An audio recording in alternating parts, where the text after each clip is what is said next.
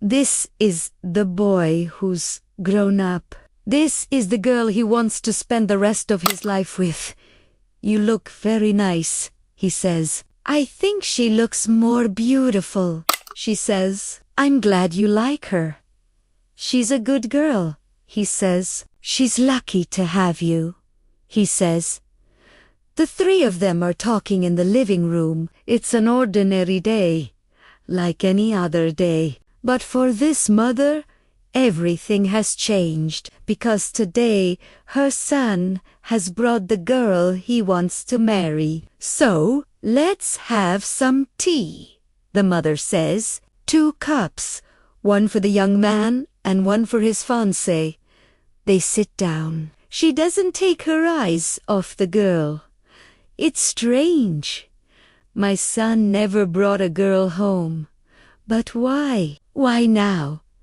Why bring her here? Why not tell me over the phone? Se thinks. You must be tired from the journey, the mother says. Yes, a little, she says. Your house is very nice, she says. Thank you, the mother says. Your room is ready. You can go and rest, she says to her son. No, I want to stay with you, he says. The mother nods. Her son and the girl go out onto the balcony. They're talking about something. They're laughing. The mother watches them. She can't hear what they're saying, but it doesn't matter. She's only watching. She has only one question in her mind. Who is this girl? Why is she with my son? Why has my son brought her here? Where does she live? Does she have a family? What does her family do? Is she educated? And then she asks herself another question. Why am I asking all this? This is my son we're talking about. Who am I to ask these questions? Who am I to this girl, to this young man, Toti's family? A mother who's forgotten how to be a mother, who's forgotten what it means to have a son, to have a daughter, who's forgotten how to be a part of this young man's life, who's forgotten the most important thing in her life, that her son will one day bring a girl like this home, who's forgotten that one day she'll have to accept that girl as her daughter, who's forgotten that one day she will see her son get married and start a new life, that one day her son will be someone else's. A mother who's forgotten how to let go. She feels angry now, angry at the life that's been thrust upon her, angry at the son she's raised, angry at the memories that she can't hold on to anymore, angry at the times that are changing, angry at the world. She's old now. How can I raise a grown man? How can I bring him up and not know where he's going? How can I wake up every day and not know if I'll see my son again? How can I be so worried, so afraid of losing him, and not realize that he's already gone? She wonders, if I hadn't left him alone, if I hadn't pushed him away, if I had held on to our moments together, maybe things would have been different, but it's too late now. My son is gone, she thinks. He's gone with that girl, with that stranger. And I don't even know her name. Have you asked her parents? She's from a very nice family. His father works in construction. His mother is a homemaker, he says. Oh, I see, she says. There's a pause. The mother wants to ask more questions, but she doesn't. Who am I? What is this girl doing in my house? Why is my son with her? Why did he bring her here? Hasn't he done well for himself? A mother asks these questions, but she knows there are no answers. The past cannot be rewritten. The present cannot be changed. The future cannot be predicted. All she can do is accept the truth. All she can do is move forward. All she can do is let go. All she can do is be a mother. One day her son will come back into her life. One day he'll bring his children home. One day she'll hold her grandchildren and feel complete again. One day she looks at the two of them, the young man and the girl. They're smiling. Their faces light up. She can't see her son, but for a moment, for just a moment, she sees the boy who once looked up at her with innocence, with trust, with love. And in that moment, she knows what she has to do. She goes to them. She puts her hand on her son's shoulder. He turns around. His eyes meet his mother's, and for the first time in a long time, she sees a flicker of recognition, a spark of connection. In his eyes, it's a silent promise, a promise to hold on to the past, to cherish the memories, to honor the bond that has lasted a lifetime. For in that moment, they both realize that no matter how far they may roam, the roots of their love run deep within the soil of their mother's heart. Tried acting natural, but he only gave me short-clipped answers. My boy, who once rushed home to show me his successes, now avoided me. He was ashamed of me, and those words echoed in my head, hammering away at my dignity. One afternoon, while we sat quietly in the living room, I broke the silence. "Do you hate me?" I asked the question, expecting no answer, but I needed to hear it to confirm what I felt in my gut. "What, do you hate me? Why would I hate you?" He answered quickly, but the defensiveness in his tone confirmed my fears. "Because I am nothing to you, right? Don't talk like that. But I am nothing to you. You are just my mother, the woman who gave birth to me. You are an embarrassment, a stain on my family tree. I don't want you at my wedding." I closed my eyes against the pain of his words. So that was it. There was no love, no respect. I existed only as a nuisance. I wanted to scream, to shake him, to make him understand. But what was the point? He was gone, lost to me forever. With trembling lips, I managed to choke out, "You are right. I am sorry. I won't bother you anymore." He stared at me for a moment, then nodded curtly and left the room. I watched him go. My body shook with suppressed sobs. My vision blurred, but I did not care. Let him hate me. Let him throw me away like trash. The one thing I could unbear was the thought of him taking another woman to the altar and me being there, unwanted, a mere spectator in the celebration of our shared blood. Then I knew what I had to do. The days that followed were filled with activity. My sewing machine hummed. Scissors cut fabric, whispered against fabric. I poured my heartache into work. The dress I made was beautiful, yet strange. Sad, because I would not wear it. My son would never see it. I made 2 dresses. I finished them both in record time, each more beautiful than the last. But neither of them was for me. I called my granddaughter. "Come over tomorrow, dear," I told her, forcing a smile. She arrived the next day, and I presented her with the 2 dresses.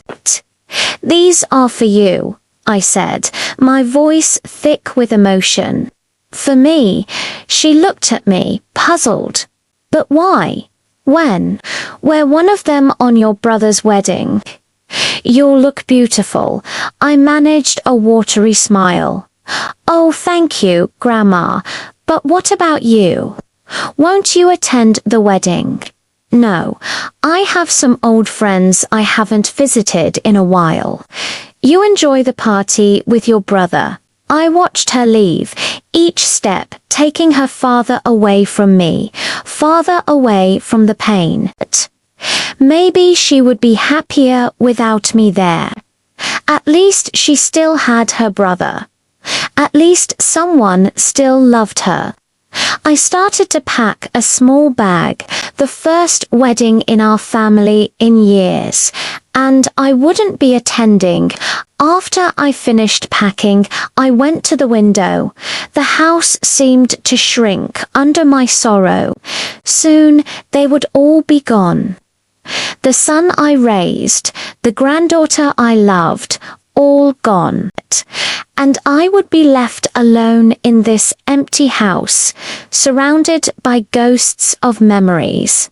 That night, I didn't eat dinner. How could I when my insides felt raw and torn apart? As darkness fell, I lit candles. I placed photos of my son and granddaughter on the table, along with the 2 dresses and the small gift I had saved for them. I pulled out my phone and dialed a number. "Hello, Maria. How are you?" "Yes, I'm fine." "Listen, I have something to tell you, something important." I took a deep breath. "I'm moving in with my son and his fiancée. Oh yes, they found a nice apartment near us. We're all very happy." I heard my friend's surprised exclamation. "Really? That's wonderful news." "When?" "Oh, tomorrow." "Yes, tomorrow we move in together." I paused. How could I tell her? How could I admit the truth? Yes, I know it's sudden, but this is how things are. Listen, we're all very excited. This is going to be a new chapter for us. A fresh start. Yes, I agree. It's been a long time since I felt this happy. It's like a miracle, Maria. Do you know what? My son wants me to accompany them to their honeymoon. Can you imagine me on a honeymoon with my son and his wife? It's going to be amazing. I chuckled, tears stinging my eyes. Yes, it's going to be perfect. I ended the call. I looked at the photos on the table, at the 2 dresses and the untouched food. Tomorrow, they would all be gone, and I would be left alone with my lies. Why was I doing this? Why keep up this charade? I loved my son, my granddaughter, and I missed them terribly. But by keeping up the pretense, I was only hurting myself. Better to be honest, better to face the pain than live a life built on lies. Next morning, I called my son. "Are you almost ready? I'll help carry the suitcases." "What? No need. Just come here. We'll manage. But I want to help. It's all right. Just come with an empty car. We'll load it here." My fingers trembled as I hung up. The lie tasted bitter in my mouth. An hour later, I heard the familiar car pull up outside. I opened the door and there they stood, my son and his fiancée. His eyes met mine and, for a moment, all the hurt, all the anger seemed to fade away. Then he looked down. Hi, Mum. Hi, son. Come in." I stepped aside to let them pass. But my son stopped. Actually, we don't need any help. We got everything organized. I forced a smile. Oh, okay. Well, then, is there anything I can get you? No, thanks. It's all good. His fiancée touched his arm. Look, thank you for everything, but we really don't need anything else. We're leaving now. We're off. It's all good. He grabbed his bags and hurried out. Wait, what about the honeymoon? I asked, my voice shaking. Oh yeah, the honeymoon. My son hesitated. We've changed our plans. We decided to postpone it. You know, find a job, settle in. Things like that. Oh, okay. I looked at them go, my son, my granddaughter, and even the dress I had made, they were all going away from me. And then I heard my son's voice behind me. Mum, I want to say I'm sorry for what I said before. About your dress, about the wedding, about everything. He paused. I think you deserve to be happy. Don't let me or anyone else stop you from finding your happiness. My body shook with sobs. I wanted to reach out, to embrace him, to tell him everything would be all right. But he was already gone. I watched the taillights vanish into the distance, and I knew he was right. I deserved to be happy. I missed my son, my granddaughter. But it was time to let them go. It was time to start my own journey towards happiness. The house felt empty without their laughter, without their chatter. But it was also quiet, peaceful. The silence wasn't deafening anymore. It was comforting. I walked through the rooms, touching the walls as if memorizing their shape. In the morning, the sun streamed through the windows, painting the floor with gold. I stood there watching the light dance and knew I wasn't alone. My son and granddaughter might be physically distant, but their love still filled the house. And as for me, I had a dress waiting in my closet, a dress that had started out as a symbol of sorrow, but now represented hope for a new beginning. I reached out, touched the fabric, and smiled. It was time to find my own happiness. My son walked through life like a soldier on parade, stiff, rigid, never letting anything show. He was my pride, my joy, the reason for my existence. So when he spoke, his words were clipped, precise, leaving no room for softness or sentiment. If anyone asked about me, I'd hear about his mother's sacrifice. How she'd given up everything for him, her dreams, her hopes, her happiness, all so he could have a better life. That was his story, his narrative. But the hollowness in his eyes told a different tale, one of emptiness, of absence, of a mother who wasn't really there.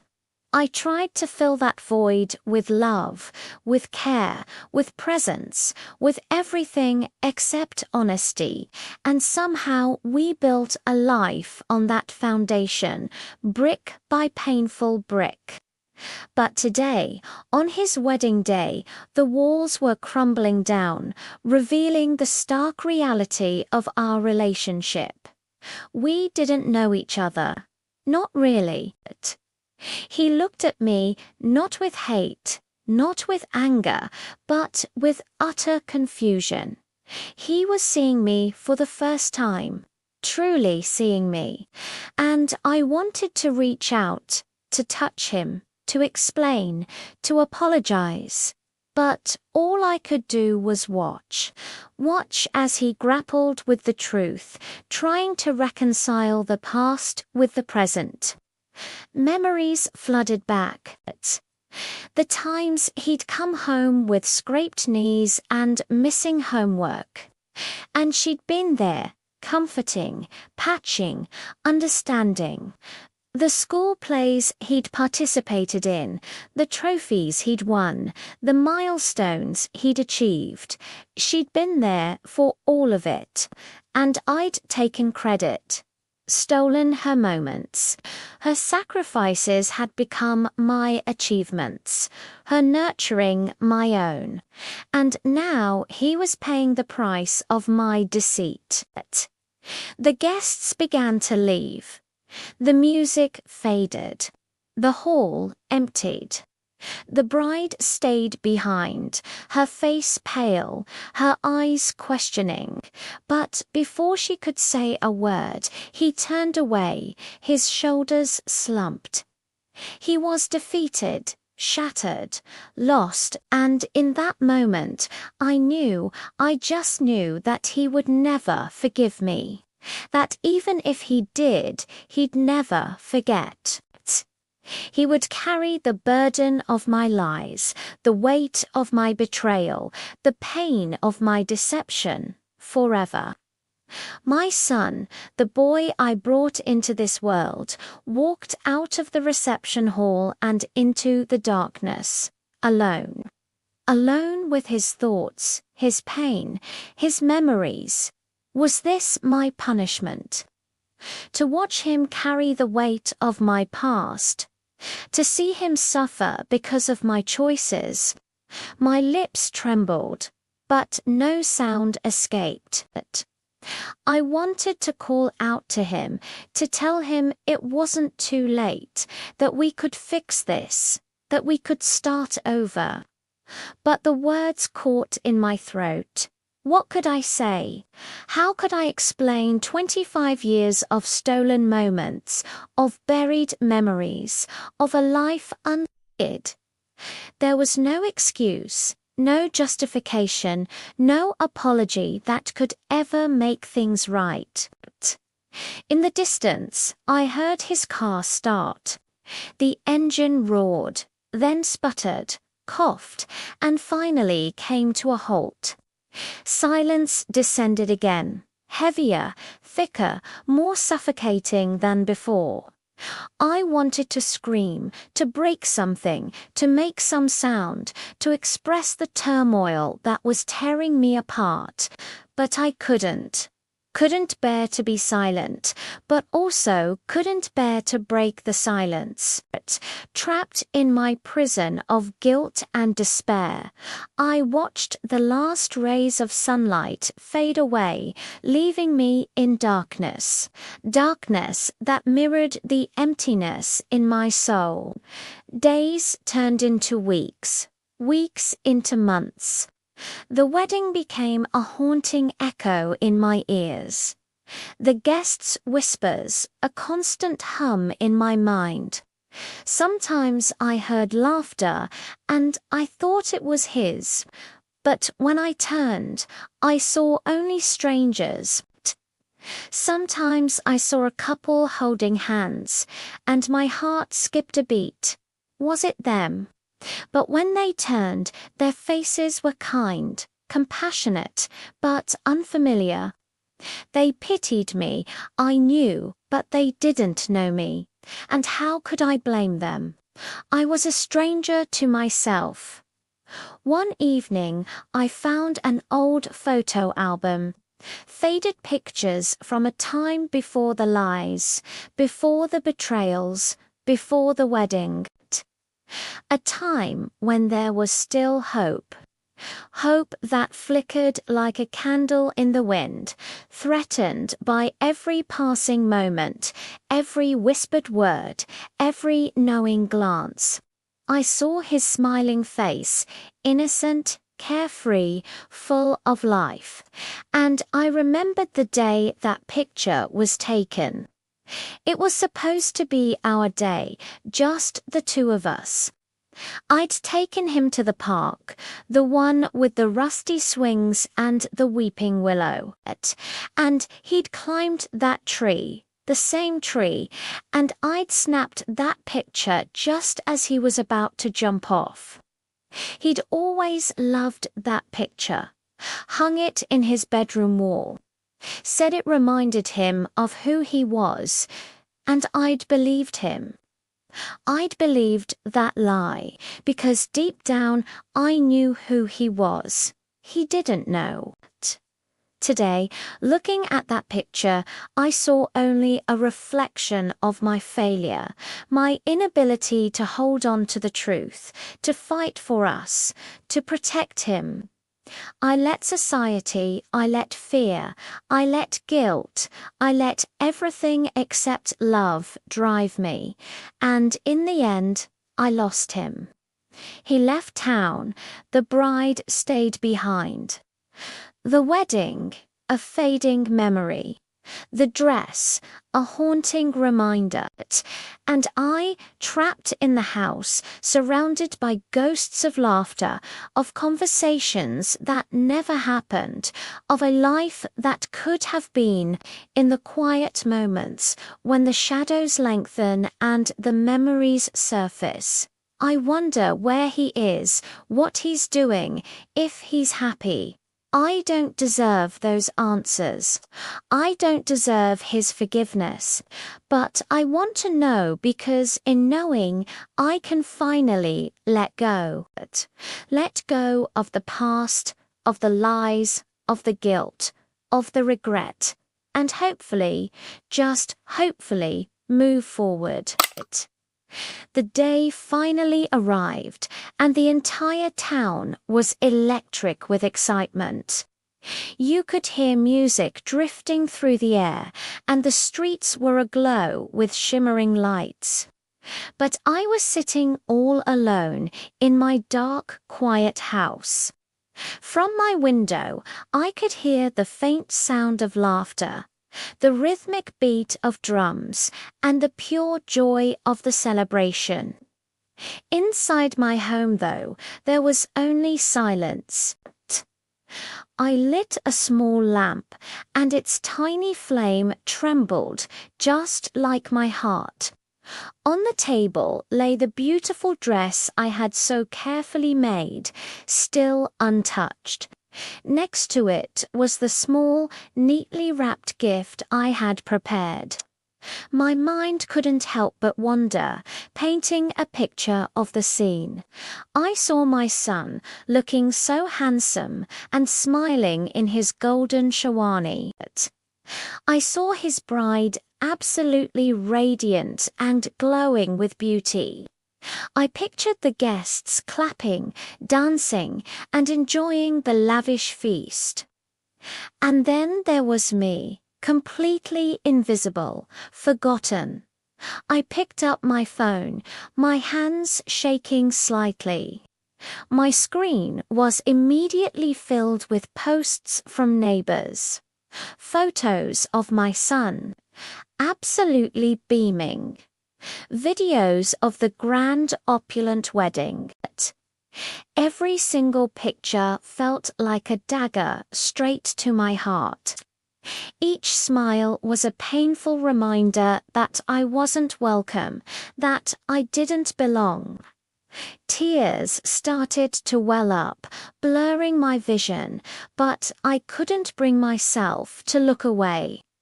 This was his happiest day, and it was, without a doubt, my loneliest. Later that evening, at the reception, the grand hall echoed with laughter and celebration. You could hear the clinking of glasses and the soaring melodies of the band. Everything was perfect. Then the best man stood up to give his toast. His voice, filled with pride, rang out across the room. "I've known the groom for years," he began, "and I know for a fact none of this incredible day would have been possible without his mother." He paused, letting his words sink in. She worked tirelessly, night after night. She sacrificed everything so that he could stand here today, a successful man, ready to start his new life. A sudden quiet fell over the hall. The lively music seemed to fade. Murmurs began to ripple through the crowd. Guests started turning to each other, their faces filled with confusion. "Where is his mother?" someone whispered. "Why isn't she here?" The bride's perfect smile began to falter. The groom's face, which had been so full of joy just moments before, became stiff and pale. The whispers grew louder, spreading through the hall like wildfire. A feeling of shame started to seep into the glittering, festive atmosphere, tainting the celebration. The truth, the ugly secret they had tried so hard to hide, could no longer be contained. Everyone knew, everyone saw. The betrayal was no longer just my private pain. It was now out in the open, revealed for the entire world to witness. As the questions and judgmental looks pressed in on him, the groom's carefully constructed world started to unravel. He saw faces turning toward him, their eyes filled not with admiration, but with silent condemnation. And in that moment, it was as if a dam broke in his mind. Memories, long-buried memories, came flooding back with overwhelming force. He suddenly saw me, his mother, walk in miles and miles just to buy his school books because we couldn't afford the bus fare. He remembered all the nights I'd told him I wasn't hungry, skipping meals so he could have a full plate. He saw the cold winters when I would wrap him in my only warm shawl, while I stood by shivering in the biting cold. Every single sacrifice, every quiet moment of my unconditional love, it all came crashing back to him in a painful, vivid rush. And with those memories came a wave of guilt. It was a crushing, unbearable guilt that settled deep in his chest, making it hard to breathe.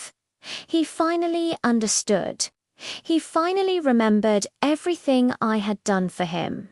He saw the depth of my love, and in the same instant he was forced to confront the immense pain his betrayal had caused. In the middle of his own wedding, surrounded by hundreds of people, he felt a loneliness that mirrored my own, a profound sense of loss for something he had so carelessly thrown away.